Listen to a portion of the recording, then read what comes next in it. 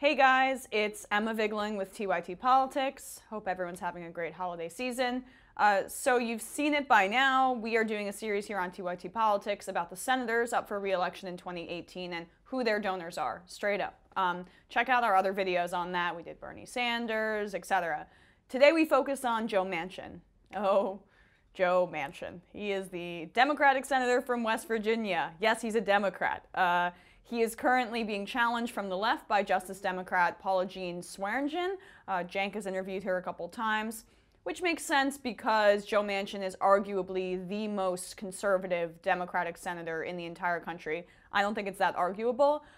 He's a Democrat who prevailed in the state that Donald Trump swept by 42 points against Hillary Clinton. So naturally, the Democratic establishment thinks that this means that corporatism is the way to go in West Virginia. That's what Joe Manchin represents. Wrong, as Trump would say. Trump championed fake populism, which is something that Manchin can't even pretend to do, in my opinion. Manchin is really a Republican masquerading as a Democrat. That's my opinion. But his donor profile actually isn't as horrific as one may think, at least in this way. Individual contributions make up $8 million of what he has raised, 61.91%. Now, it's not specified how large the contributions were. The limit for individuals is $2,700 to the campaign and $5,000 to a PAC for an individual contributing. But nearly 62% of contributions from individuals is not bad. So kudos to Joe Manchin there. Now, PAC contributions totaled to $4.8 million for his campaign, 37% of his money. He's used none of his own money to self-finance, unlike Dianne Feinstein, who I reported on earlier. But when we get to the top companies that have donated to Joe Manchin, that's where Manchin starts to look way more like a Republican. His top contributors are First Energy Corporation, $144,000, an electricity company that's on the Fortune 500 list. It serves West Virginia, Ohio, a bunch of other states. Mylan Incorporated, $132,200. That's a pharmaceutical company. Manchin does not support Medicare for all. That's his second largest contributor.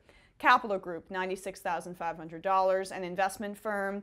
Wexford Capital, $77,800 in a hedge fund, and Dominion Resources, $73,100, another energy company. Joe Manchin has voted for most of President Trump's cabinet picks, more than actually every other Democrat, and including conservative independent of Maine, Angus King. And he has voted in line with President Trump's agenda more often than not. I'm not kidding. He's a Democrat. The current tally from 538 is 53.7% of the time he has voted with President Trump as a Democratic member of the Senate. So what does that make you? A liberal Republican, Joe Manchin? You're clearly not a Democrat if you're voting with Trump a majority of the time. Trump is an extremely conservative president and an extremely insane president too. Manchin was also in favor of the arms sale to Saudi Arabia, which is insane seeing what they're doing in Yemen. He voted for Neil Gorsuch after the obstructionism that the Republicans did a few years ago. Manchin confirmed Scott Pruitt, which makes sense given his pro-coal, pro-energy ties. His second largest industry donor is mining. So, look, from a personal standpoint, I hope Paula Jean Swearengin wins, and I hope she wins easily.